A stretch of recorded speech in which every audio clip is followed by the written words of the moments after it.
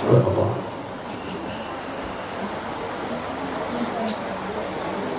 Subhanallah, subhanallah.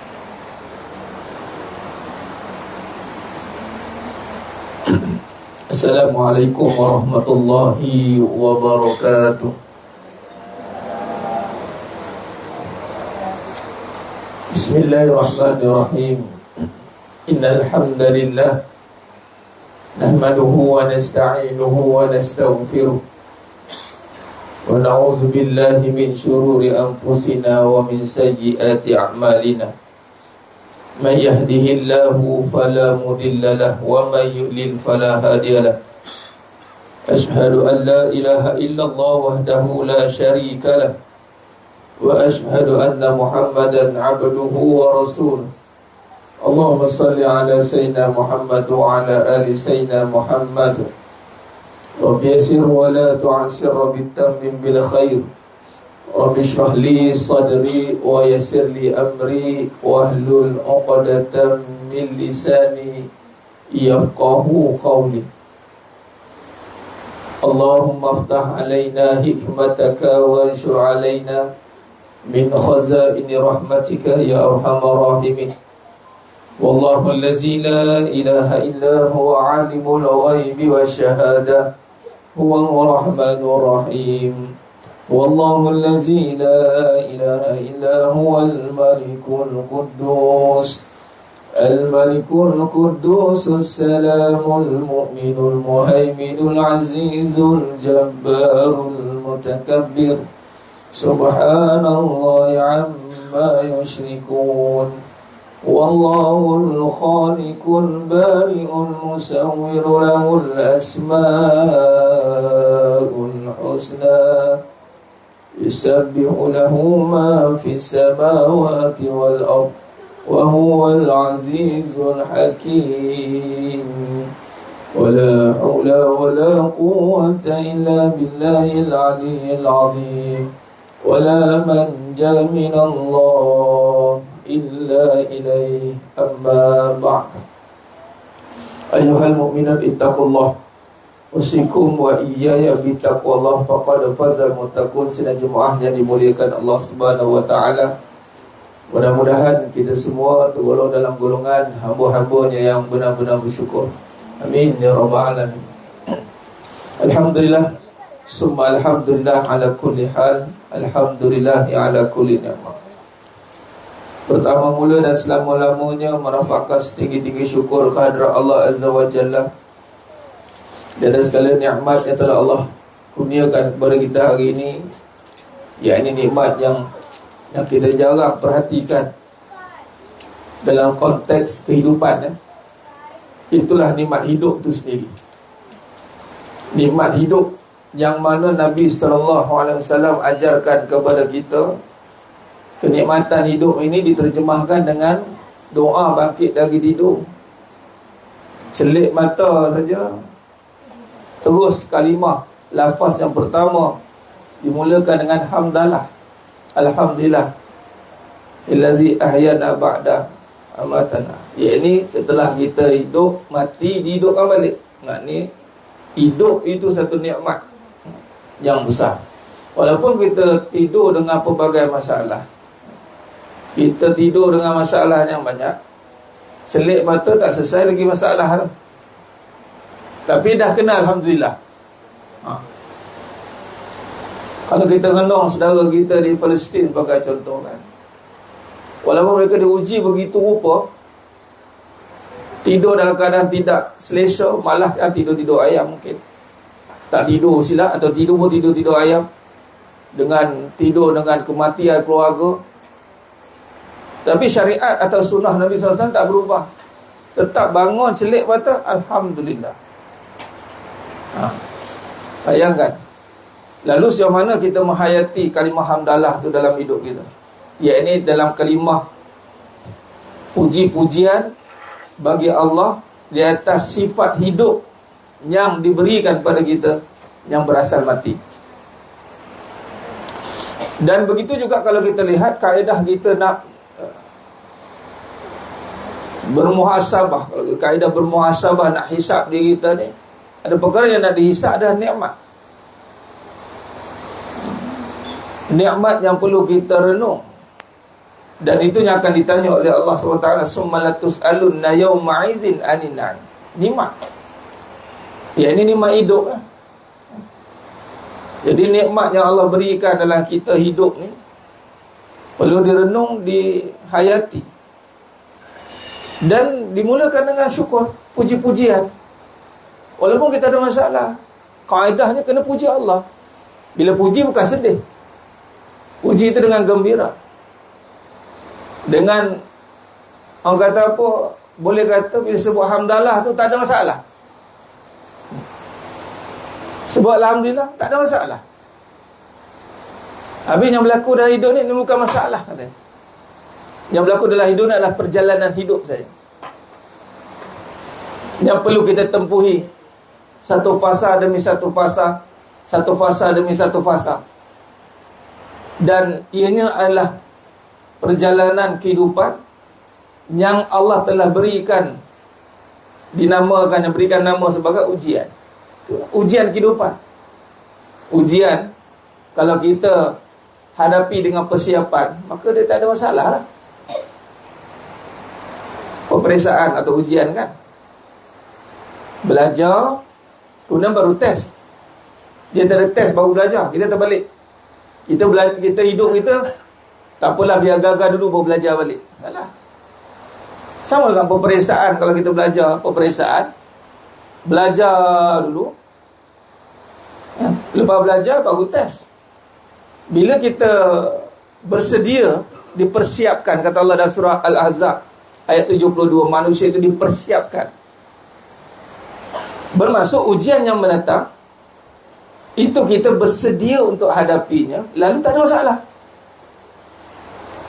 Kalau ada masalah, bermaksud dia bukan masalah menghadapi ujian itu, dia bermasalah memahami atau berhadapan dengan takdir Allah itu. Dia kata lain, dia tak kenal Allah. Kalau dia kenal, maka sudah pasti dia tak ada masalah untuk hadapi ujian itu. Tinggal lagi dalam proses kita berhadapan untuk kita mencapai tahap itu, maka tidak lain tidak bukan kenalah kita mengisi hidup kita dengan ilmu. Itulah perjalanan hidup. Sebab tu saya katakan hidup ni, jadilah sebagai seorang penuntut ilmu, supaya kita bersiap sedia hadapi masalah. Kita jangan jadi orang yang tidak ada iktikad atau tak ada pegangan sebagai penuntut ilmu. Akhir zaman ni, apa persiapan kita? Bersiap balik jadi seorang penuntut ilmu. Kena bersusah-susah. Mungkin dulu kita pernah susah. Kalau zaman belajar dululah, kalau kena balik universiti, adalah susah 5 tahun. Susah 5 tahun belajar. Di sini ada sama belajar lagi? Buat master ada? PhD? Ada? Ada? Yang pernah belajar dulu degree ada? Anak yang sedang belajar degree ada? Mana degree? Susah belajar sekarang? Susah tak? Susah? Susah. Berapa tahun belajar? 2 tahun degree. Betul.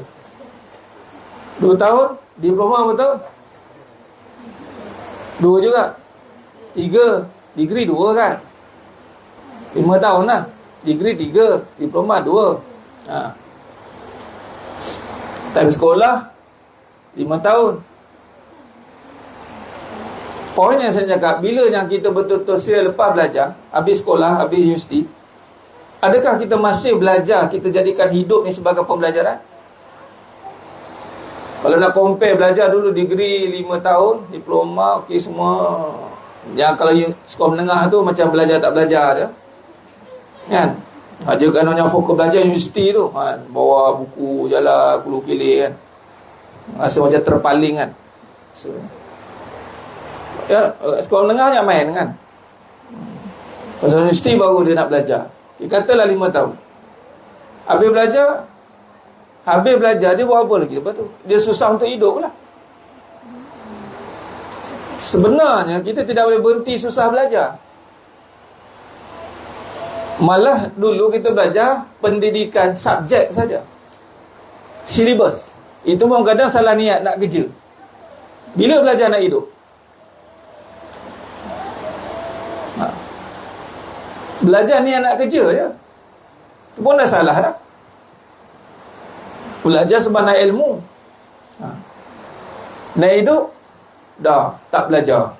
Bila tak belajar nak hidup, maka tidak hairanlah kehidupan banyak disajikan dengan kesusahan, masalah, rungutan, kekecewaan, pergaduhan. Samalah macam budak yang tak belajar. Budak yang tak belajar, bila jawab periksa apa dia jawab? Mongot, marah, cikgu tak betul lah, peperiksaan tak betul lah, tak gunalah peperiksaan, sebab dia tak belajar. Cuba kalau dia belajar, mungut tak? Tak ada. Tak ada. Saya sambung belajar buat masa, tak mungut pun. Lagi lah, siap ada. Dulu kata fokus, jangan kahwin. Kan bukan kahwin aja, kahwin lagi. Nak cakap apa? Tak boleh fokus, tak boleh fokus. Semalam saya kelas. Alhamdulillah kali ini kelas hari Sabtunya. Malam kelas patutnya pergi sana. Tadi lecturer sebab classmate saya dia tak dapat, dia ada halangan, maka online. Okay lah, online lah 4 jam. Habis awal sikit 3 jam. Kena baca buku tu, kena baca buku ni, buat assignment tu balik, buat assignment ni balik. Tapi saya dah tekad, saya kata hidup saya nak belajar. Jadi bila nak belajar, masalah kehidupan tak jadi masalah. Jadi belajar tu pun tak jadi masalah. Sebab apa? Kita faham belajar tu memang susah. Jadi bila kita terima untuk susah dalam belajar, Allah mudahkan dalam kehidupan. Itu maksud saya. Kita tak nak susah kita tu kat tempat lain. Sedangkan susah kita tu ada sepatutnya letakkan prioriti kepada belajar. Dan saya sangat berazam dengan pengajian kita ini, dalam Roh Akademi terutamanya, kita nak melahirkan generasi-generasi. Biasa kita nak belajar generasi anak-anak kita, contoh. Tak, kali ni kita nak mulakan balik, ataupun nak menyambung balik, ataupun nak menghidupkan balik. Dipanggil generasi intelektual. Kita tak kisah peringkat umur berapa pun, yang memang untuk belajar, membaca, duduk telaah kitab macam ini. Orang ambil gambar, tengok apa kamu buat, buka buku lagi tu katanya.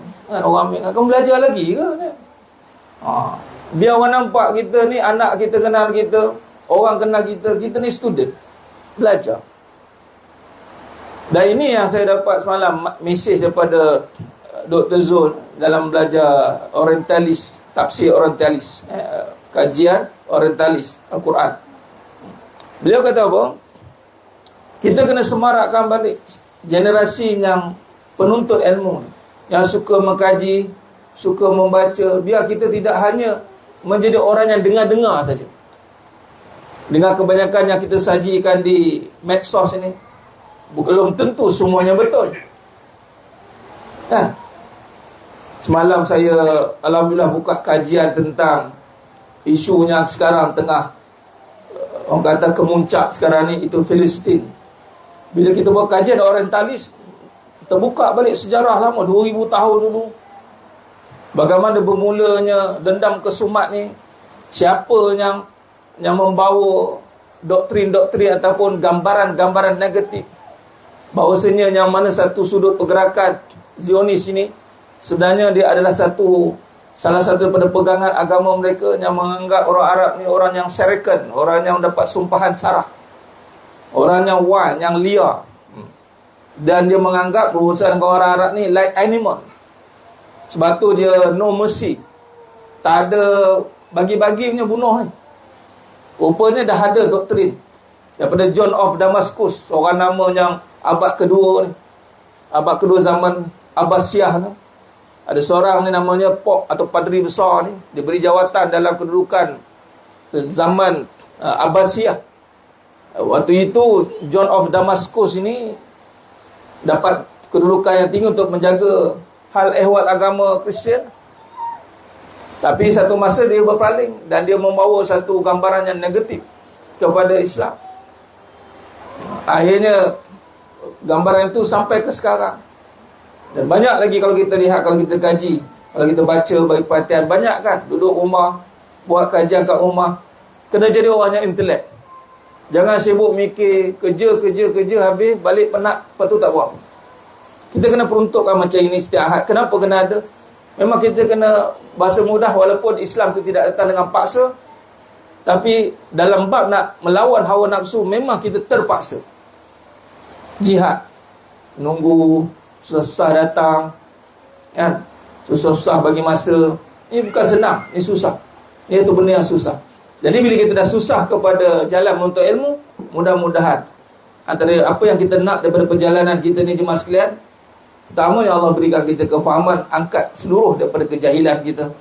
Dan dia bukannya immediate, tapi percaya atau tidak, bahawasanya bila kita bersusah-susah untuk menuntut ilmu, apatah lagi dalam menuntut ilmu yang menjadi usul asas kepada Islam, dan ianya asas kepada kehidupan, iaitu belajar untuk bertauhid, maka Allah akan berikan kefahaman dan Allah akan angkat segala kesusahan. Sebab apa? Kesusahan segala yang lain itu, kita nak tekad, ya Allah aku nak susah menuntut ilmu. Kalau kita sanggup susah menuntut ilmu, Allah akan mudahkan kehidupan. Kalau kita tak sanggup susah menuntut ilmu, maka bersiap sedialah berhadapan dengan kesusahan disebabkan kejahilan. Jahil, tak tahu hadapi perasaan macam mana, tak tahu nak hadapi tentang fitnah macam mana, tak tahu nak hadapi perasaan gemuruh, takut. Semua perkara tu tak tahu kita tangani. Akhirnya kita hanyut dengan arus kehidupan.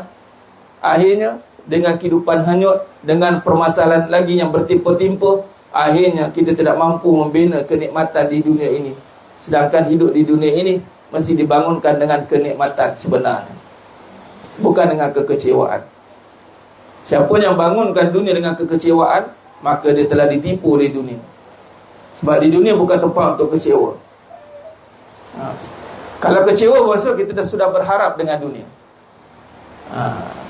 Kecewa, maksud kita sudah berharap dengan dunia. Jadi sebab itu kita tekadkan balik. Seringkali saya mukadimahkan dalam pengajian, mesti letakkan kesungguhan untuk susah-susah. Tak kisahlah kalau ada daurah nyalai ke pengajian nyalai, silakan. Silakan. Cuma bila datang satu pengajian yang wajib, utamakan. Kita kena tahu untuk membezakan yang mana hak dan yang mana batin. InsyaAllah. Baik, kita meneruskan perbahasan dalam kitab Sifat 20, Sejarah dan Pendekatan Akidah. Dalam muka surat edisi yang kedua 68, edisi yang pertama 63. Yang mana kalau kita lihat dalam penulisan ini dipecahkan pada dua bahagian. Ini edisi kedua 63, edisi kedua 68, edisi pertama 63 muka surat. Dan insya-Allah mudah-mudahan pengajian kita dalam edisi pertama, edisi pertama yang tak ada atas tu, yang tak ada kata-kata pengantar khas, tak ada yang baru ya. Okey. Dan alhamdulillah saya dimaklumkan tengok daripada page Tuan Guru Dr. Nik Muhammad Syukri Nik Wan kata akan datang edisi yang ketiga. Saya kira mungkin disebabkan oleh datangnya pelajar-pelajar yang nak belajar ni, order banyak kitab, akhirnya cetakan edisi yang ketiga. Alhamdulillah, mudah-mudahan kita harap perbahasan kitab Sifat 20 Sejarah dan Perkembangan Akidah ini karangan Tuan Guru Dr. Nik Muhammad Syukri Nik Wan ini mudah-mudahan tersebar luas, dan kita doakan beliau dan seluruh keluarga beliau ditempatkan di kalangan orang yang soleh dan solehah, masukkan syurga tanpa hisab. Amin ya rabbal alamin. Ia satu kajian yang susah jemaah sekalian. Saya melihat bila saya membaca, tak semua perbahasan ni boleh dikupas secara detail, tetapi nak mengumpulkan semua bahan dalam satu perbahasan ni bukan satu kerja yang sangat mudah. Ianya sangat susah. Apatah lagi melibatkan sejarah. Dia memerlukan kepada sumber premier, sumber yang pertama. Dia sangat susah. Dan apabila kita mengkaji tentang sejarah, ada hikmah. Contoh isu-isu yang berlaku sekarang ini, dia akan terungkai bila kita kaji sejarah. Kita akan nampak dari mana susu galur bermula masalah. Dan sekarang kita faham tentang tauhid. Bila start pembahasan tentang Ummul Barahin ini, Selalu ulang tajuk yang sama. Tahun ke berapa? Kurun ke 9 apa tu? Hijrah ke Masihi? Sudah. Hijrah kurun ke 9, abad kelahiran Al-Imam Al-Sanusi 800, kelahiran 832, ada kata 833. Maka kelahiran beliau waktu itu Al-Imam Al-Sanusi rahimahullah ta'ala alaih, maka disinilah kebangkitan penerbitan ataupun penulisan matan Al-Barahin, yang mana ketika itu kalau kita lihat ia menjadi kitab induk mana-mana perbahasan akidah di Nusantara, malah seluruh antara dunia. Kitab induk ataupun parti nak buat nasi goreng kampung ke, nasi goreng kunyit ke, tom yam ke, apa ke, dia ada parti. Tak ada parti ni tak jadi. Kadang laju mereka buat tukang masak tu, kecap dia. Pun dah siap dah parti dah. Senyum dia buat. Yang berpeluh nak buat parti tu. Jadi perkembangan perbahasan teologi, bahasa lain pada perbahasan tauhid, teologi, adalah apabila terbitnya perbahasan Al-Barahin. Yang mana kalau kita kaji sejarah tercetusnya perbahasan Al-Barahin, kerana ketika itu untuk membasmi percampuran antara perbahasan falsafah dan akidah. Falsafah lain, akidah lain ni mas sekalian. Dan falsafah Yunani Greek masuk tentang kemanusiaan, ketuhanan, jadi tak boleh nak bezakan. Falsafah ni lebih pada kemanusiaan, tentang kehidupan, ketuhanan. Ini membicarakan kekuasaan Allah sepatutnya. Jadi dah bercampur kedua. Jadi kita kaji, kita faham. Kalau kita kaji awal lagi, tengok kurun kedua, ketiga, yang ni kurun Qarni yang terbaik, itu kurun Nabi SAW. Ini penting sejarah ni. Nanti insya-Allah saya akan buat graf nanti. Ada masa nanti saya tulis balik secara master plan dia, biar nampak keseluruhan. Sekarang ni buat catatan kan, kita kaji, kita catat, kita dobit, kita catat, kita salin. Nanti kita lakarkan perjalanan. Mudah-mudahan daripada situ kita akan nampak lebih jelas bila bermula, kenapa bermula, bila diwujudkan terbitnya kitab Al-Barahin. Baik. Seterusnya kita lihat bagaimana apabila kita nak mendalami sesuatu bidang ilmu itu, kita kena lihat bagaimana pendekatan perbahasan para ulama. Dan alhamdulillah, dalam perbahasan Al-Barahin ini, Tuan Guru kita telah membawakan nanti dalam ini dah nak masuk ke bahagian 2 nanti, yang ini dah nak syarah pada Barahin matannya.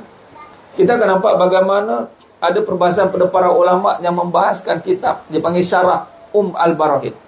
Syarah bil makna daripada matan tulisan asal Barahin disyarahkan.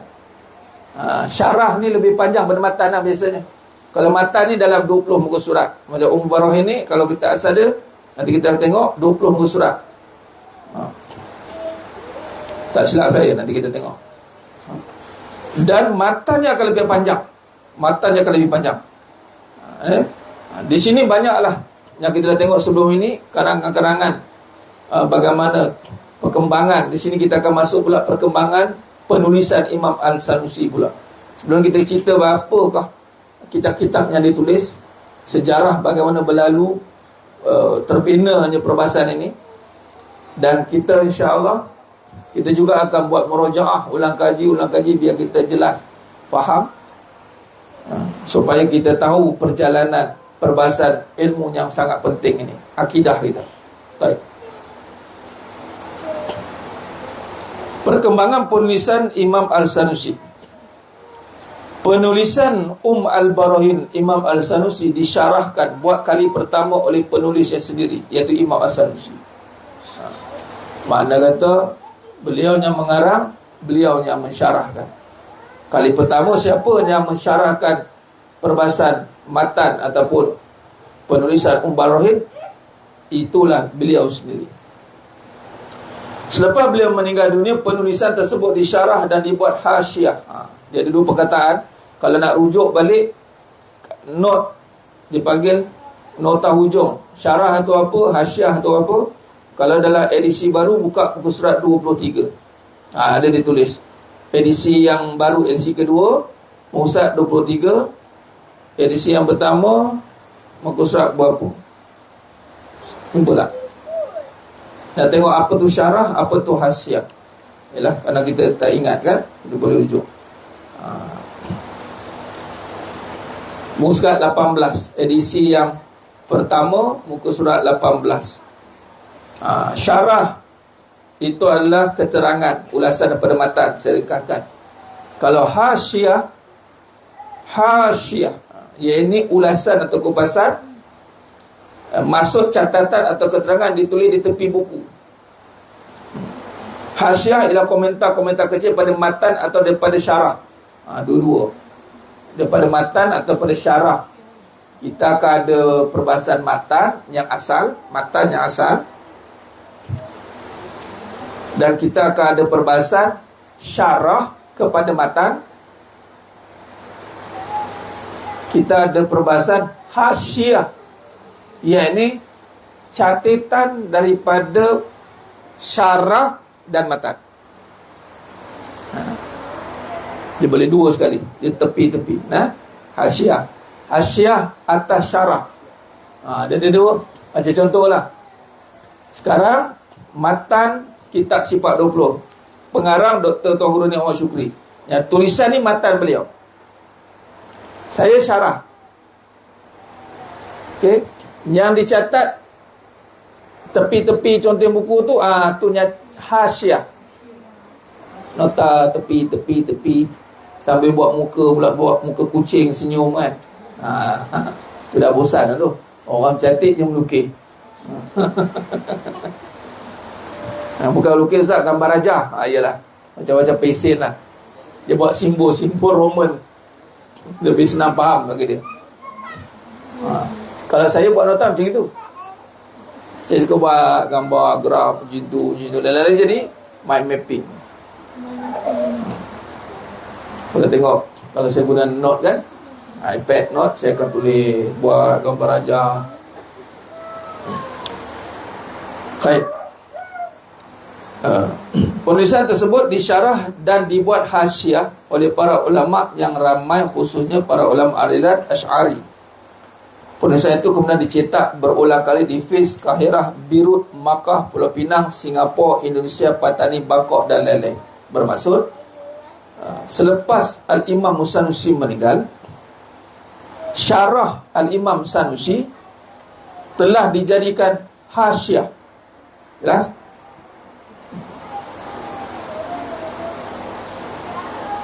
Yalah, kita nak dengar sini bertuang guru syarahkan macam itulah. Kita nak murid ataupun kita ambil saja syarahan tuan guru.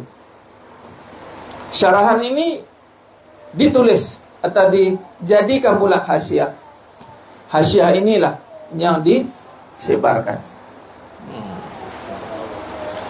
ke pelosok negara banyak. Masuklah sampailah ke Pulau Pinang, Singapura, Indonesia, Patani. Baik. Kalau kita lihat di Mesir,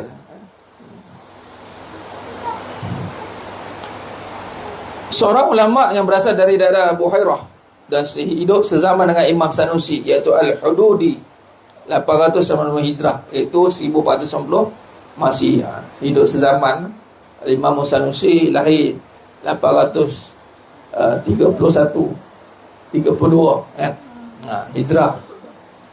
Mensyarahkan penulisan Al-Barahi buat kali pertama, yakni Al-Hududi mensyarahkan. Kalau di Mesir pula perkembangan dia, seorang ulama yang berasal pada Buhairah, hidup sezaman dengan Imam Sanusi, syarahkan pula yang pertama kalinya penulisan Al-Barahi buat kali pertama. Syarahan tersebut turut diberi nama kemudian sebagai syarah Al-Imam Al-Alamah Muhammad bin Mansur Al-Hududi Al-Barahi. Jadi syarah kalau di Mesir, perbahasannya bermula daripada Imam Al-Hududi Al-Alamah Muhammad bin Mansur. Tujuan kita tahu tentang syarah dan hasyiah para ulama ni nak menunjukkan kitab menjadi rujukan besar lah. Bukan kita duk seorang ngaji, tidak. Bila kitab tu menjadi muktabar, maka kitab ini satu permata yang besar. Pada tahun 1194 Hijrah, syarah al-Imam al-Alamah Muhammad bin Mansur al-Hududi ala al-Barahin, turut dibuat hasyiah. Okey. Tadi kalau perbahasan awal tadi, matan Barahin disyarah oleh Imam Sanusi, kemudian para ulama yang mana khusus Al-Asy'ari buat hasyiah daripada syarah Imam Sanusi.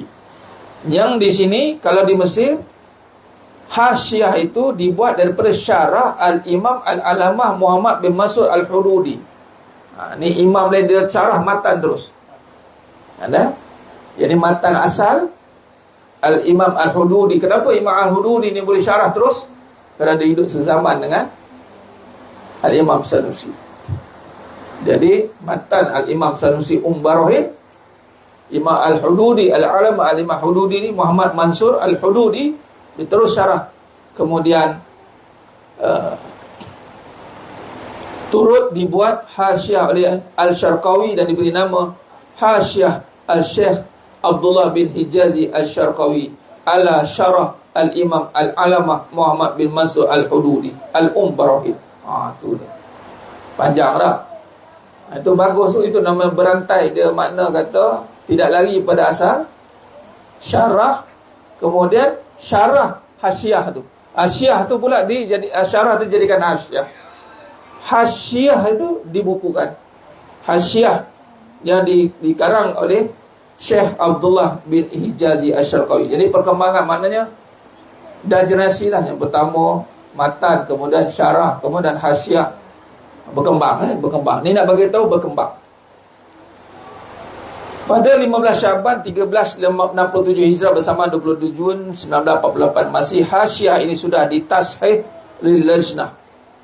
Lajnah Ulama Al-Azhar, panitia Ulama Al-Azhar, dan dicetak beberapa kali dipersediakan Mustafa Al-Babi Al-Halabi wal Auladu Mesir pada bulan Syaban tahun 1214 Hijrah 1799 masih. Al-Dusuki selesai melengkapkan sebuah hasyiah syarah Al-Barahin dan beri nama kemudian dengan hasyiah Al-Dusuki ala Al-Barahin. Maknanya syarah kalau di Mesir itu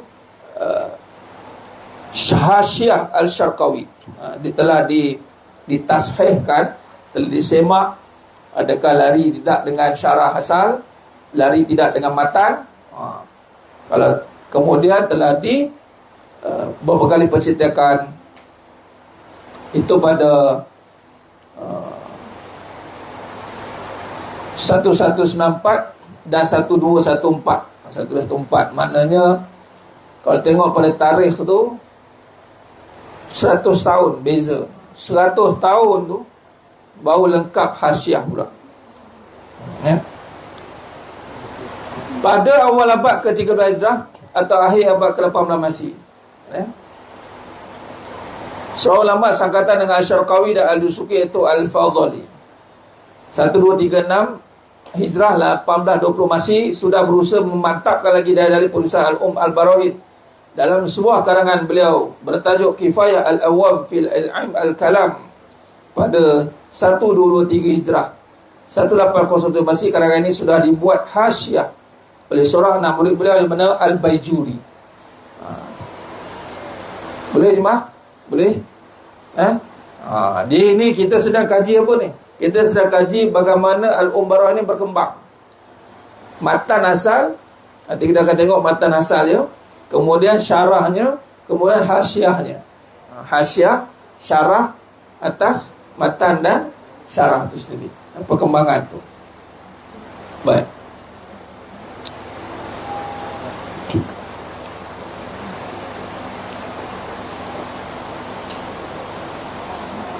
Al-Imam Al-Bajuri tadi telah menulis kembali ataupun telah buat hasyiah oleh seorang murid surit yang bernama Hasyiah Al-Bajuri, karangan Kifayah Al-Awwam fil Ilmu Kalam, Ilm Al-Kalam tadi.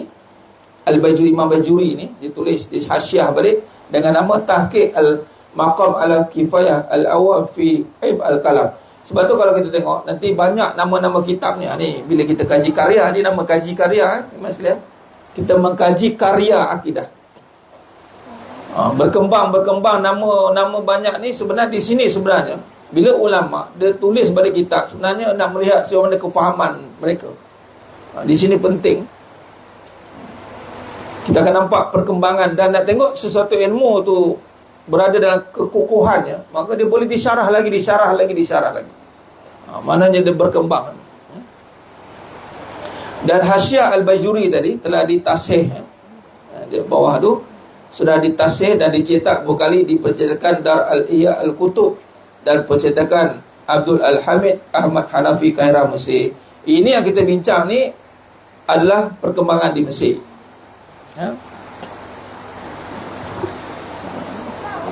Ini musuh 64 edisi yang kedua, yang pertama. Yang edisi yang kedua 69, kita masih 69.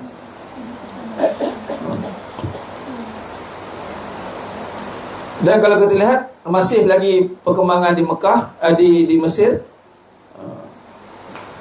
Selain membuat hasyiah, Al-Bajuri juga menyusun semula penulisan Al-Barahin Al-Imam Sanusi.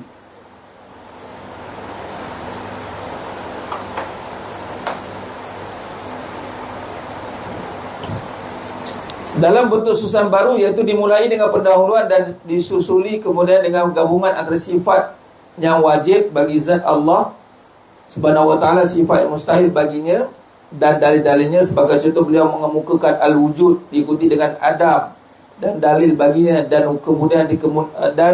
kemudiannya dikemukakan dalam sebuah risalah yang amat kecil, iaitu risalah fi aib al-tauhid. Selain buat hasyiah, Al-Bajuri juga menyusul semula penulisan Barahin. Maknanya hasyiah iaitu yang ini penjelasan, catatan ulasan perisyarah tadi. Selain itu Al-Imam Bajuri ini disusun balik Barahin. Selain itu penulisan Barahin Imam Sanusi dalam bentuk susunan baru.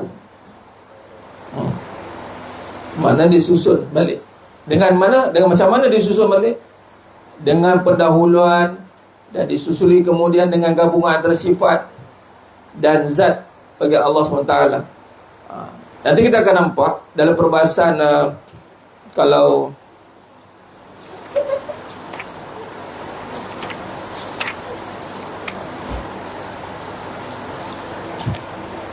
dalam muka surat 112 edisi kedua, edisi pertama, edisi yang kedua surat buka sifat 20 Al-Imam Sanusi. Cuba buka sekejap. Okey. 117. Di sini nanti, sekarang ni kita masih di bahagian pertama perbahasan kitab kita ni. Dalam bahagian kedua nanti kita akan belajar, kita tengok. Sebab tadi kita belajar Al-Imam Bajuri disusun balik, kan? Bagaimana asal ataupun perbahasan matan Imam Sanusi itu sendiri. Maka di sini kalau kita lihat dalam muka 117 edisi kedua, 112 edisi yang pertama. Di sini kita akan nampak Tuan Guru mensyarahkan susunan matan, mensyarahkan matan Barahin. Kalau kita lihat sebagai contoh, bahagian pendahuluan, nampak? Surat 119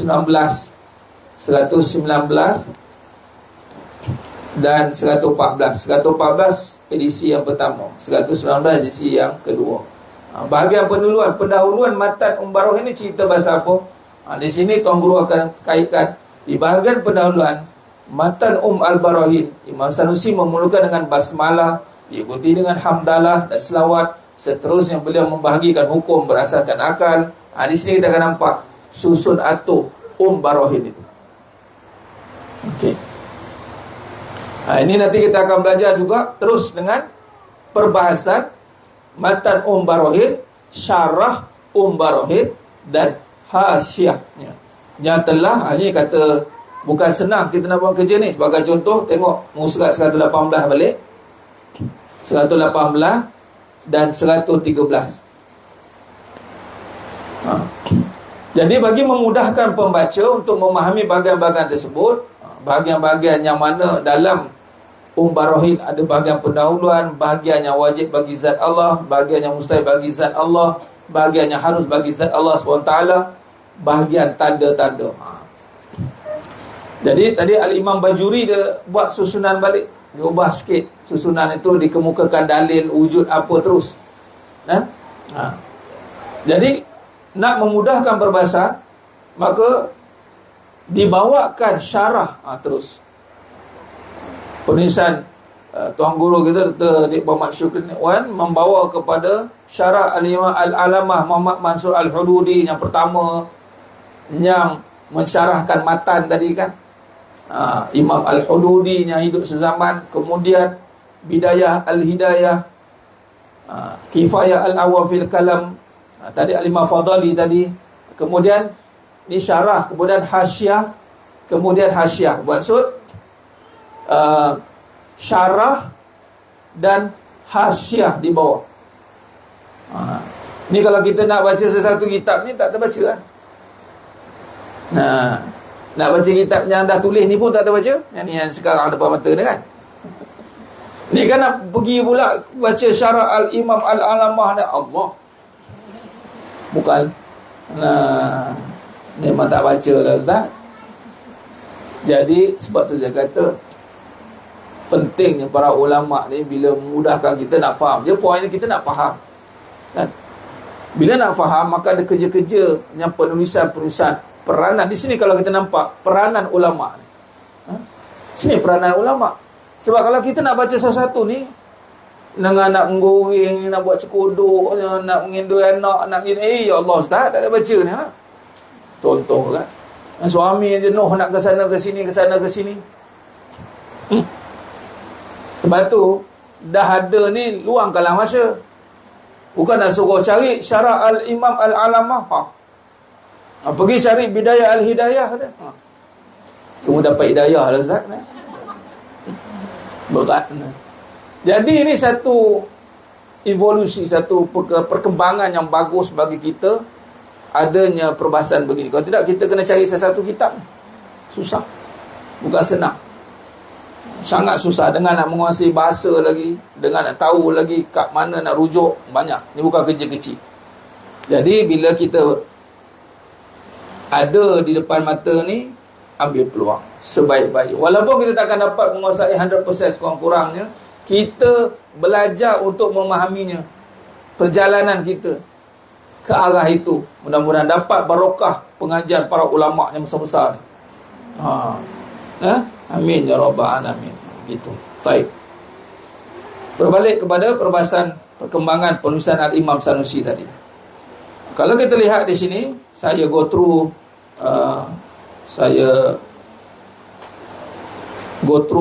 daripada Mesir. Saya bagi khulasah dulu. Perkembangan berlaku di Mesir, di Mekah, di Nusantara. Bila dicatatkan di Mesir ada, di Mekah, sebab di Mekah nanti akan ada ulama' Patani yang duduk di Mekah. Ada dia punya kaitan.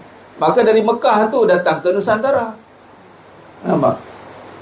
Di Nusantara, sebagai contoh, kita pergi ke Nusantara surat 72.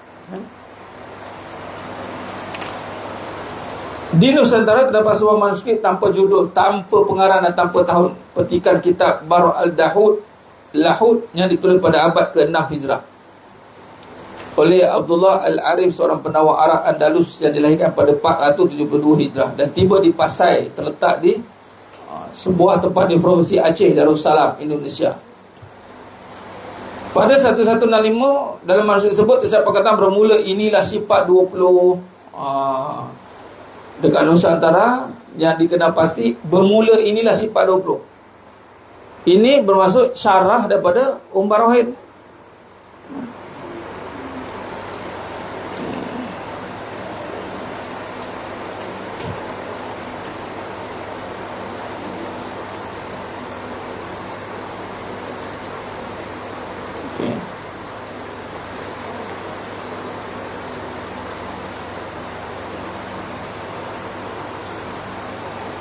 Kalau kita lihat pada senarai kitab yang sebelum bermula sifat 20. Senarai kitab Ustaz buat apa? Saya tengok.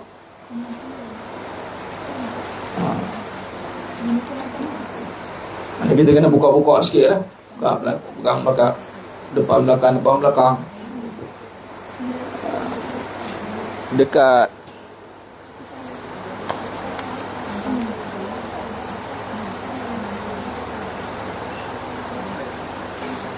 Soal apa? 58. Ya.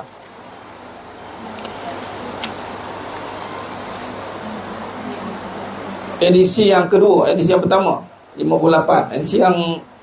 Edisi yang kedua. Nah.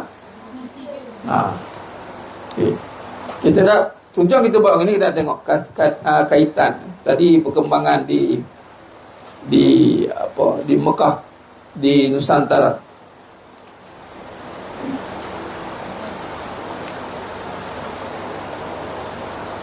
Khair.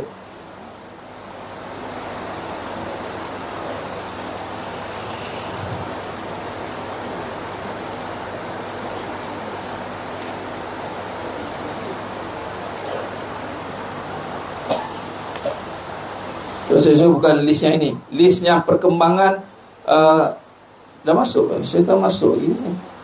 Perkembangan syarahan Barohin. Oh, iaitu yang satu lagi. Nanti sekejap.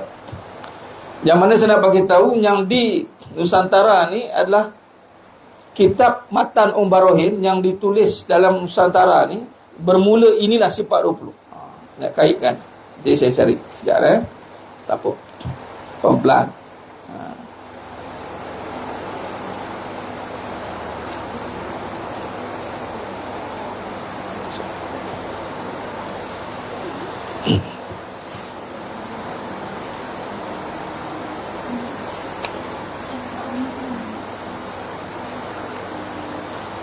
Okey. Oh, yang saya baca depan lagi. 80 belakang 84 edisi yang kedua.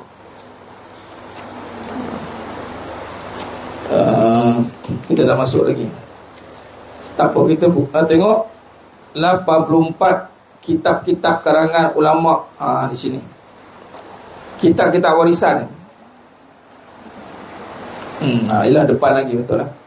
Depan lagi kita akan nampak ada kitab-kitab warisan sifat 20, muka surat 84. Kalau yang edisi pertama surat 94. 89. Ya, 89. Di sini kitab warisan mutahhid yang sudah dipelajari oleh penduduk muslim di alam Melayu dan menjadi rujukan utama para ulama, namun yang akan dikumpulkan hanyalah beberapa buah kitab yang berkaitan dengan penulisan sifat 20 Al-Barohin.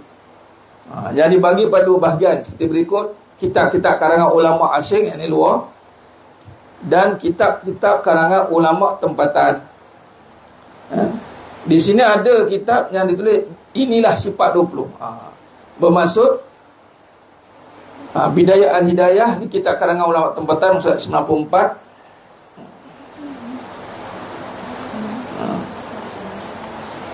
Tengok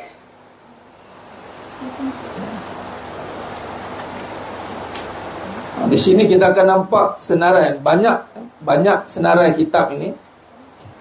Semua nak dikaitkan dengan perbahasan, perjumpaan, pertemuan dengan ni sifat 20 surat 7, surat 97. Sifat 20. Kita akan nampak yang mana ada kaitan dengan perbahasan. Bermulalah ini sifat 20. Sifat 20 di karangan kita warisan sifat 20. Kita akan nampak banyak versi yang mana semua ini adalah kaitan dengan Al-Barohin. Kalau kita lihat perkembangan di Nusantara, bermulanya masuk tadi apabila penemuan kitab inilah sifat 20. Bermula inilah sifat 20. Dia kaitan dengan sifat 20. Yang mana kitab Bar al-Dahud ni, kita balik pada muka 67 tadi, Nusantara tadi. Nanti kita boleh tengok, go through balik pelan-pelan, tengok senarai kitab ni, supaya kita boleh jadikan rujukan balik. Dan kita nampak bahawasanya perbahasan-perbahasan yang masuk ke alam Nusantara ini bukanlah perbahasan yang asing. Dia ada kaitan dengan perbahasan pada Mesir, pada Mekah, dan diperkembang ke Nusantara. Dan kait.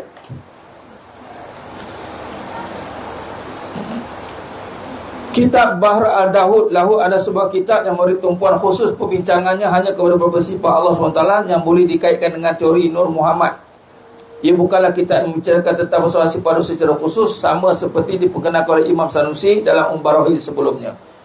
Jadi menurut catatan sejarah, perbahasan tentang sifat 20 seperti yang diperkenalkan oleh Imam Sanusi belum lagi diwujudkan pada abad ke-6 Hijrah. Namun disebabkan perbahasan hampir sama dengan perbahasan sifat 20 daripada Imam Sanusi, maka ada individu yang ingin mempopularkannya, memperkatakan apa-apa saja untuk kepentingan dia sendiri. Baik, maksud kata di sini ada persamaan bermula indah sifat 20 ini. Kalau melihat balik sejarah, baru kita lihat di sini, pada abad ke-6 belum lagi penulisan Barohid, tapi kajian sifat tu sudah ada. Masih di Nusantara ni dah ada pembahasan tentang sifat. Cuma nak dikaitkan dengan Barohid. Macam Barohid tadi sifat 20. Ada tentang kitab sifat 20 tadi kan. Di situlah kadang dia pun ada tertukar, yang cuba nak mempopularkan. Namun kata Mahyudin Haji Yahya dalam Islam di alam Melayu contohnya berpendapat bahawa penulisan al-Barohid Imam Sanusi sudah diterjemahkan pada bahasa Melayu pada abad ke-15 Masih. Abad ke-15 Masih. Sebenarnya pendapat ini juga tidak disertai dengan apa-apa bukti yang kukuh dan dapat meyakinkan para pengkaji. Kita tengok tahun bila yang benar-benar Barohid masuk ke Nusantara. Dalam pendapat pertama, Mahyudin Haji Yahya mengatakan abad ke-15. Namun tak ada bukti-bukti yang kukuh untuk meyakinkan para pengkaji. Pendapat itu juga kurang sesuai boleh dibandingkan dengan kematian Imam Sanusi pada akhir abad ke-15. Dan juga sejarah perkembangan penulisan al-Barohid di alam Islam, khusus di negara-negara Arab seperti Mesir dan Mekah. Maksud tak kena dengan tarikh itu. Yang awal tadi pun ke-6 Hijrah 12 Masih. Maksud tu belum lagi wujud pada 9 Hijrah. Ya. Abdul Rahman Haji Abdullah di dalam pemikiran umat Islam sudah mengemukakan bahawa sifat 20 yang ulung di Nusantara adalah pada akhir abad ke-11 Hijrah. Okey. Pendapat lain, pada akhir abad ke-11 Hijrah 17 Masih, dalam kitab tasawuf karangan Syekh Abdul Rauf Sinkir bertajuk Umdah al-Muhtajin ila Suluk Baslak al-Mufarridin. Maksud kata ada penemuan mengatakan di Nusantara ini sifat 20 wujud pada akhir ke-11 Hijrah. Dan sebenarnya masih terdapat penulisan-penulisan yang membicarakan sifat 20 sebelum kitab Umdah al-Muhtajin ini. Maksud sebelum tu ada lagi yang membahaskan sifat 20. Mengikut Wan Muhammad Saghir Abdullah, seorang ahli sejarah ulama Nusantara, dan karya-karya mereka berkata sifat 20 pernah dibicarakan kali pertama oleh seorang ulama Kedah yang sezaman dengan Syekh Samsuddin Al-Sumatra, iaitu pada tahun 1039 Hijrah 1630 Masih, iaitu Ahmad bin Aminuddin Qadi dalam sebuah kitab Tauhid tanpa judul yang selesai ditulis pada tahun 1032 Hijrah 1622 Masih. Manuskripnya ada tersimpan di Pusat Manuskrip Melayu Perpustakaan Negara Malaysia. Maksudnya ada manuskrip sifat 20 kalau mengikut kepada Wan Muhammad Saghir Abdullah, ni seorang ahli sejarah. Sifat 20, kajian sifat 20 dibicarakan kali pertama oleh seorang ulama Kedah, tuan guru kita, tuan guru besar ni, ulama Kedah, dan manuskrip masih lagi tersimpan di Pusat Negara Malaysia. Ini nak ceritakan perbahasan sifat 20 ini sudah mulai dibincangkan, dan kalau kita lihat ianya sudah ada pada abad yang di sini abad ke-11 Hijrah. Dan kalau kita lihat pada tahun 1039 Hijrah. Mana sebelum tu lagi dah ada. Dan selain ulama Kedah, sifat 20 juga dibicarakan oleh Al-Syekh Nur Al-Din Raniri dalam 1069 Hijrah dalam Nasr Jawahir fi Kashf Al-Ma'lum Al-Hidayah Al-Imam Bil Fadl Al-Mannan. Kemudian ia turut dibicarakan dalam sebuah manuskrip Royal Asiatic Society London. Di sini kalau kita lihat perjalanan perkembangan perbahasa sifat 20 di Nusantara. Dan pada zaman inilah perenggan bawah, pada abad ke-12, ajar sifat 20 Imam Sanusi sudah menjadi sebuah kurikulum yang penting. Baik, kita nak tengok abad ke-12 Hijrah. Situ. Maka perbahasan sifat 20 Imam Sanusi mula dijadikan kurikulum yang penting dalam sistem pengajaran Islam di Mekah. Di Mekah abad ke-12 dah jadi kurikulum. Bahasa pengantaran semula ada bahasa Arab, dan di sana ada berapa orang guru daripada tokoh ulama Melayu antara Syekh Muhammad Zain. Di sini ada perkembangan Mekah tadi. Ini di Mesir, di Mekah dan di Nusantara. Abad ke-12 Al-Imam Sanusi, sifat 20 ni telah dijadikan silibus pengajian. Jadi makna kata di sini kita nak tekankan, sebab nanti kita akan nampak bagaimana perbahasan kaedah tauhid sifat 20 ni benar-benar telah dipraktikkan dengan dipanggil formal, dengan formal. Bukan lagi perbahasan yang hanya selingan-selingan, tidak. Pada zaman inilah ramai orang Melayu dari Nusantara yang mengunjungi kota Mekah bagi melanjutkan pengajian mereka di peringkat yang lebih tinggi. Disebabkan kekurangan pengetahuan tentang bahasa Arab, maka muncul permasalahan dalam meneruskan pengajian mereka di kota tersebut. Situasi sedemikian mendorong para guru bertindak menyediakan teks baru berbahasa Melayu dan bertulisan Jawi. Maka kerana keterbatasan bahasa, wujudlah tulisan Jawi, yakni di alih bahasa. Maka pada tahun 1170 Hijrah, 1757 lahirlah kitab Bidayah Al-Hidayah. Bidayah Al-Hidayah karangan Syekh Muhammad Zain sebagai huraian kepada penulisan Barahin daripada Imam Al-Sanusi. Jadi kitab yang membahaskan Barahin, syarah yang di alam Melayu, yang ditulis dalam bahasa Jawi, itu Bidayah Al-Hidayah karangan Syekh Muhammad Zain sebagai huraian kepada penulisan Barahin daripada Imam Al-Sanusi. Dan kitab tersebut kemudian dijadikan teks utama pengajian ilmu tauhid di kota Mekah bagi pelajar-pelajar yang baru tiba dari rantau Nusantara, khususnya sebelum mereka menguasai bahasa Arab. Jadi ini satu usaha untuk pelajar-pelajar yang datang dari Nusantara yang belum menguasai bahasa Arab, maka mereka belajar kitab Jawi Bidayah Al-Hidayah untuk memahami penulisan Barahin daripada Imam Al-Sanusi. Berikut ada petikan kenyataan daripada Syekh Muhammad Zain berkaitan dengan kitab yang dikarangnya. Syekh Muhammad Zain berkata, sesungguhnya aku sudah melihat pada zaman ini orang Jawi daripada kesangkatan, artinya daripada akal pada pelajar dengan bahasa Arab.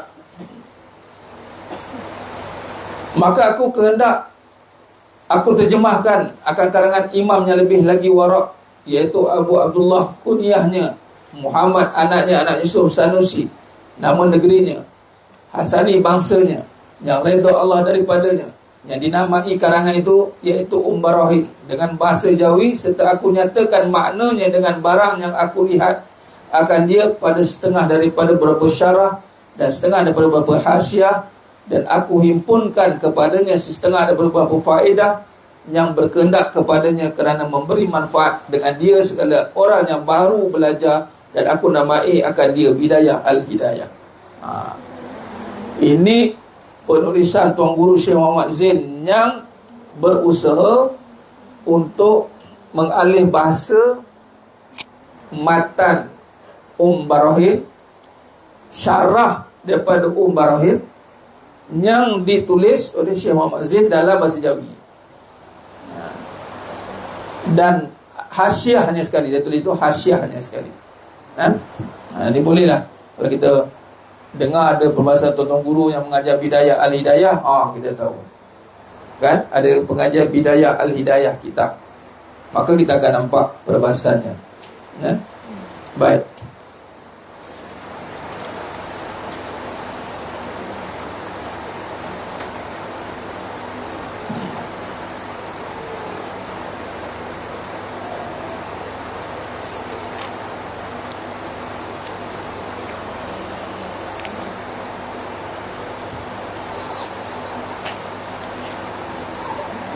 Kalau kita lihat muka surat 75 tu, edisi kedua, edisi pertama, edisi kedua, muka surat apa ni?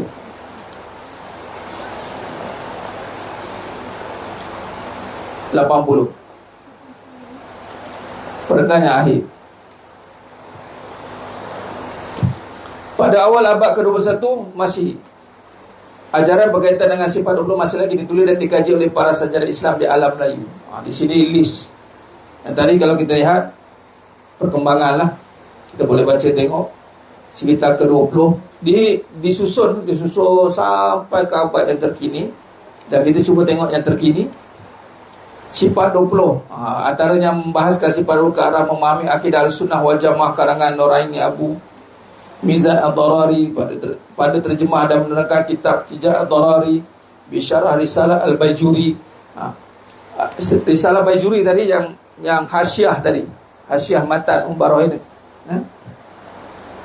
Imam Baijuri, Akidah Sunnah wal Jamaah Kebatinan karangan Abdul Fattah Harun Ibrahim. Di sini kalau kita tengok list ini, seboleh-bolehnya inilah perbahasan sifat 20 yang ada masa kini yang disusun. Tengok balik. Dan pengaruh, contoh pengaruh kesal pusat Imam As-Sanusi terhadap ilmu tauhid. Ini Dr. Tuan Guru sendiri. Ini Tuan Guru ni, Masyarakat Adai atau Tuan Guru ni Muhammad Syukri ni Wan. Penggunaan Al-Qiyah dalam kitab Barahin sifat 20 asal untuk mengenal karangan Syahrin bin Jasah. Penggunaan hukum akal dan mantik dalam perbahasan akidah kitab Dur Al-Tamim Syekh Al-Fatani, misteri dan keajaiban sifat 20, kelebihan penghayatan karangan Abdul Rahman Abdul Majid, penghayatan sifat 20 ke arah memahami akidah Ahlussunnah wal Jamaah karangan Ustaz Ahmad Nafiri bin Maqtazi, dan mengenal sifat 20 Awalul Ma'rifatullah karangan Abdullah Saleh Siregar, dan sifat 20 suatu pengenal asal karangan Ustaz Muhadir Al-Joil Haji Joil. Ini yang terkini 2020 ni. Khair. Dan kita akan nampak tu di Nusantara, dan ianya juga berkembang kalau last di Eropah.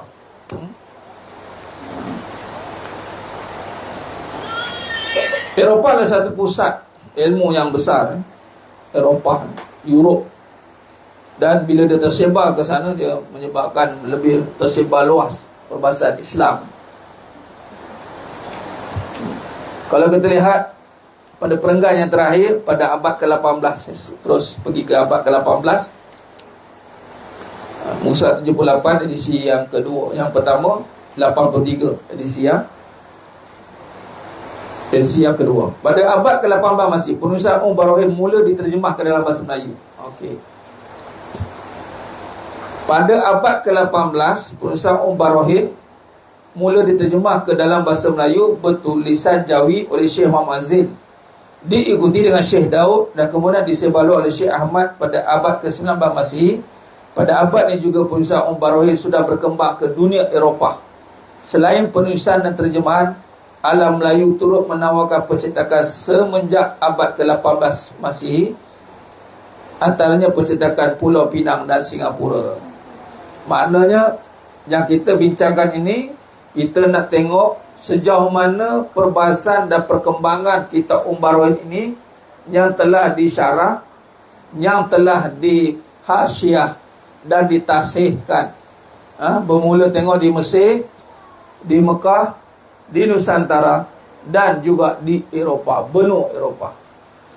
Bermaksud jemaah sekalian, kitab yang kita melihat di sini, yang kita nak dalami, kita tengok, kalau kita terus pergi pada hasiah, matan, contoh. Kita ambil Bidayah Al-Hidayah sebagai contoh. Syarah. Atau kita ambil kitab-kitab yang mana syarah atau hasiah. Kita terus kaji. Kita terus belajar. Kita tahulah pengisiannya. Tapi di sini yang kita belajar, kita tak tahu semua kitabnya ada. Dia jadi berat lah. Nampak? Bila tahu semua kitabnya ada, tinggal lagi kita nak baca semua kitabnya ada. Larat tak larat lah.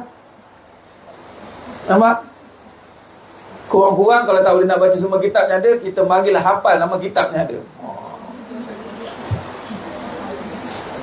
Kita apa yang ada, kita pun hafal satu. Banyak kamu baca kitab. Saya baca nama kitab saja.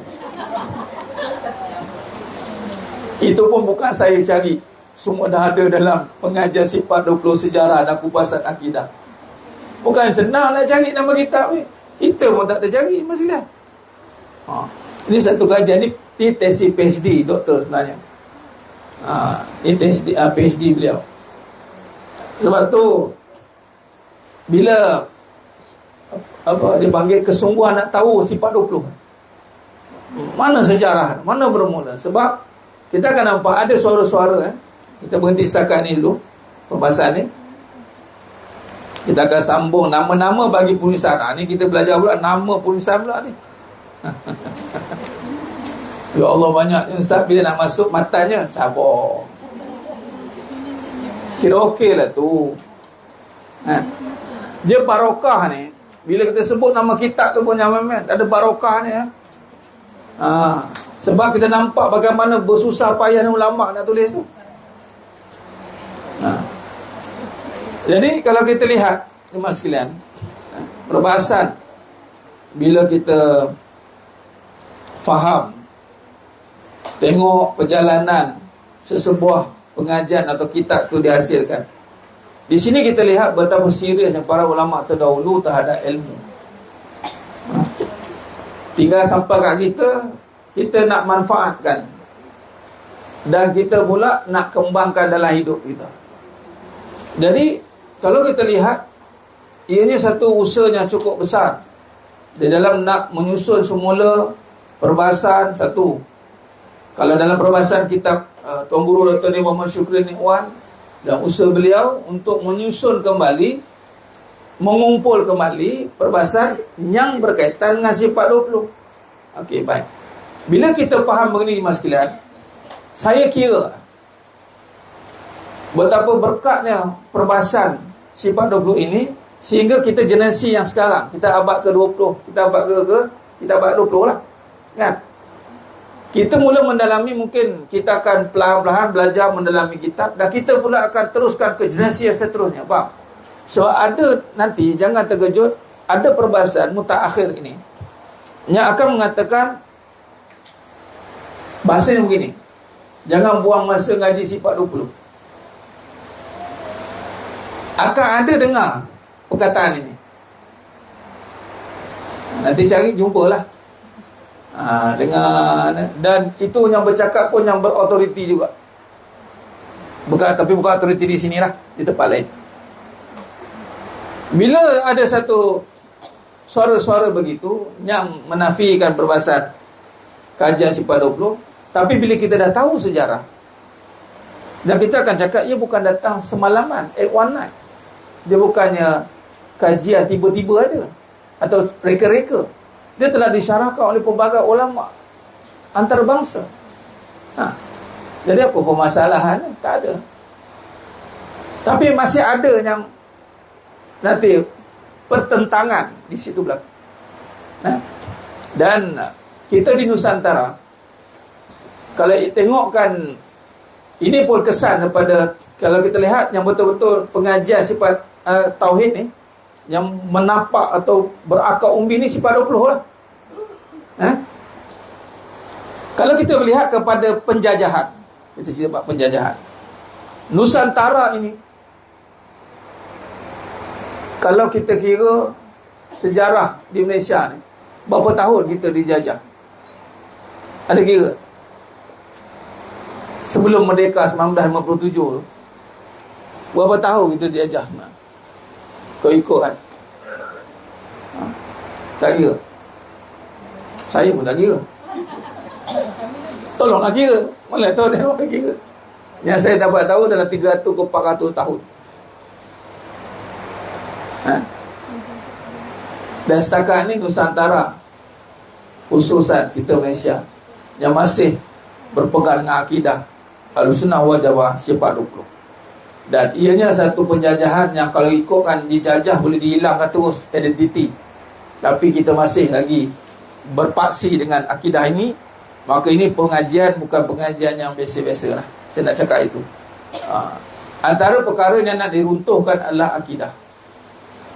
Ingat, kalau kita buat ulang kaji balik, timbulnya perbahasan-perbahasan yang menyebabkan keruntuhan dinasti, keruntuhan legasi adalah keruntuhan akidah. Dimulakan dari dalam. Jadi bila betul lah bila niat Al-Imam As-Sanusi rahimahullah ta'ala menerbitkan kajian Barawih ini, ketika melihat umat waktu itu hampir dah orang kata apa, lautan jahiliah kata beliau kan, lautan kejahilan. Maka timbulnya perbahasan Barawih sangat tepat, sehingga kita boleh pegang balik perbahasan yang sebenar. Kalaulah tidak, sekiranya kajian yang tidak ditimbulkan, wallahualam, tak tahulah macam mana keadaan kita. Sebab tu antara perkara yang Allah nak jaga ilmu tu, Allah akan lahirkan ulama. Bila Allah nak hilangkan ilmu tu, Allah matikan ulama. Itu saja. Jadi sementara kita masih ada peluang dan ruang untuk kita belajar, kita nak dengar, nak memahami kalam-kalam para ulama, maka luangkanlah masa. Biarpun kita berhabis-habis masa dan tenaga, kerana perkara yang kita habiskan masa dan tenaga untuk ilmu tidak akan sia-sia. Wallahi jemaah sekalian. Baik, insyaAllah kita berhenti setakat tu dulu, dan kita akhiri dengan munajat umat insyaAllah bi qiraatil al-Fatihah.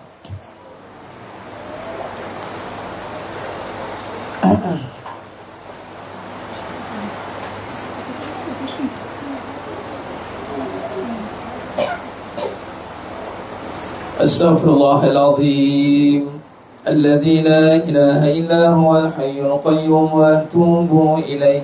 Astaghfirullahal azim الذي لا إله إلا هو الحي القيوم وأتوب إليه.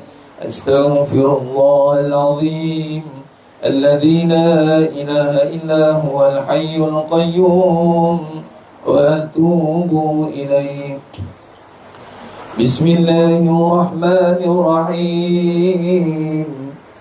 الحمد لله رب العالمين الرحمن الرحيم مالك يوم الدين إياك نعبد وإياك نستعين اهدنا الصراط المستقيم صراط الذين أنعمت عليهم غير المغضوب عليهم ولا الضالين. آمين. بسم الله الرحمن الرحيم.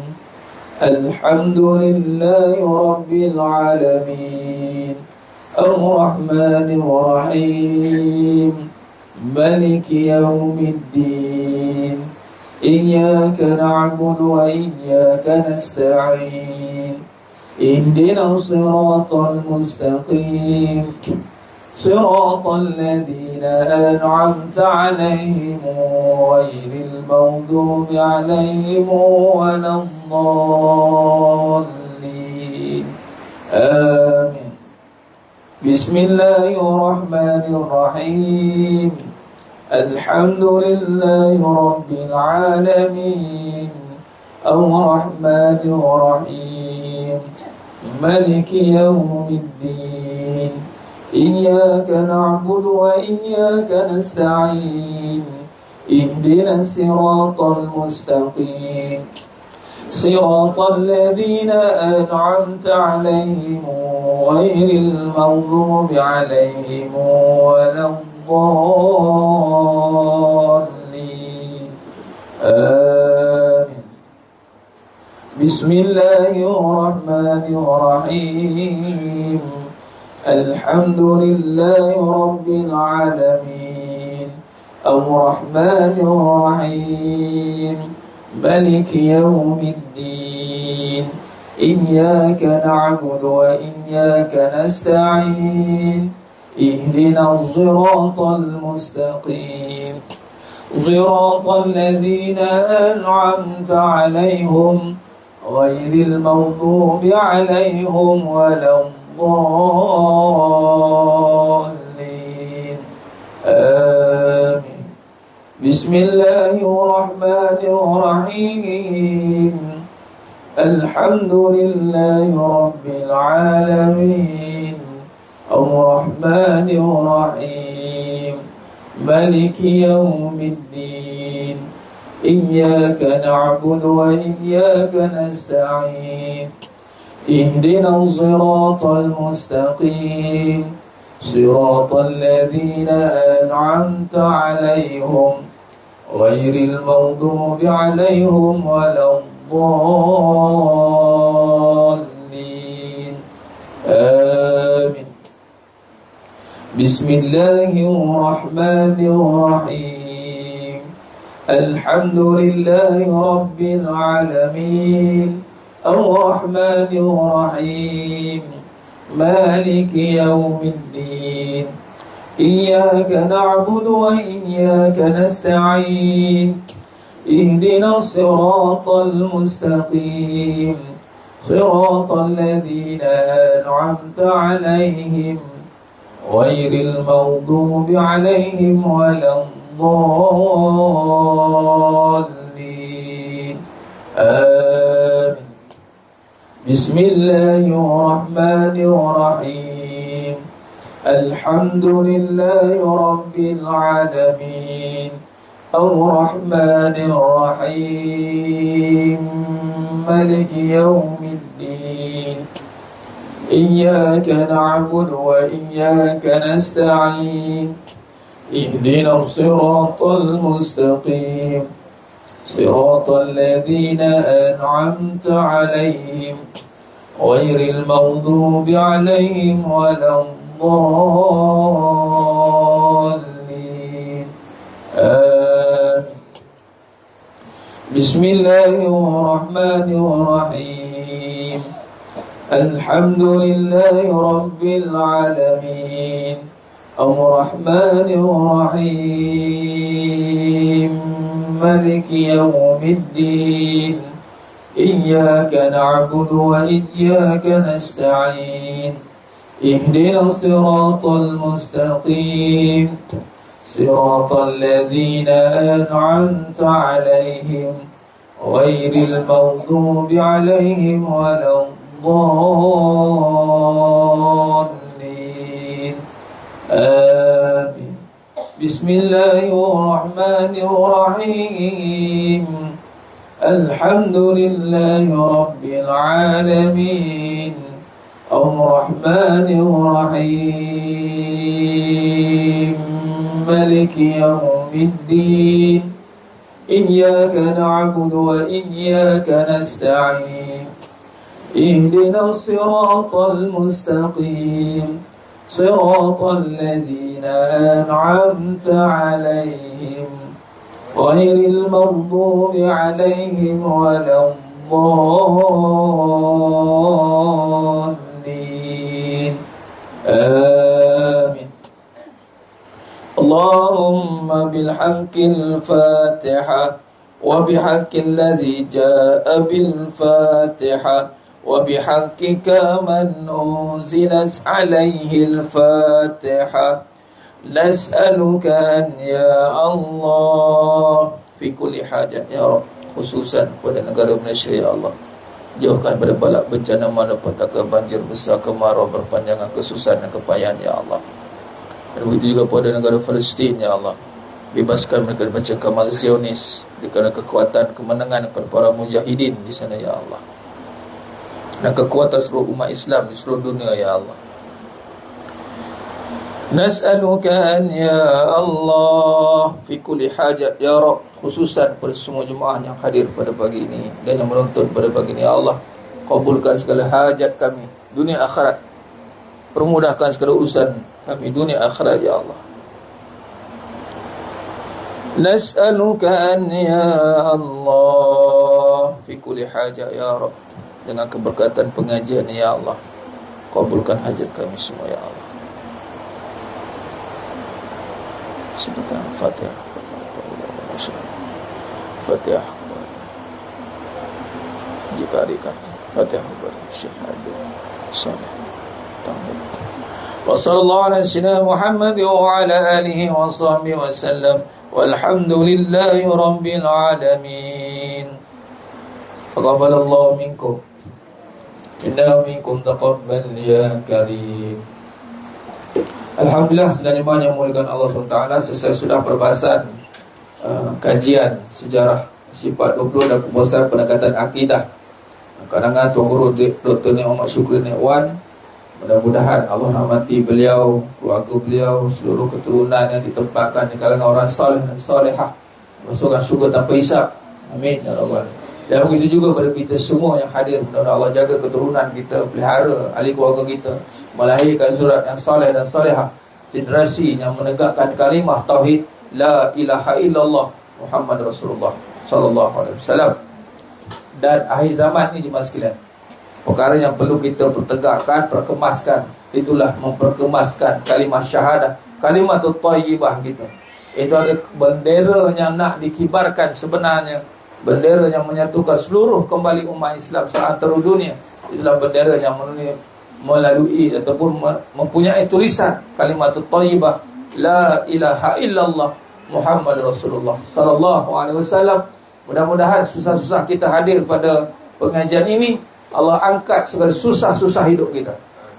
Allah jauhkan daripada segala perkara-perkara yang boleh menyusahkan hidup kita. Apa saja boleh perkara yang menghalang kita untuk beribadah kepada Allah, Allah angkat, Allah permudahkan, limpah ruahkan rezeki tanpa hisab. Amin ya rabbal alamin. InsyaAllah itu saja untuk pengajian kita pada hari ini. Kita bertemu lagi InsyaAllah pada siri yang akan datang. Aqulu qali hadza wa astaghfirullah wa lakum wa billahi taufiq wal hidayah. Assalamualaikum warahmatullahi wabarakatuh.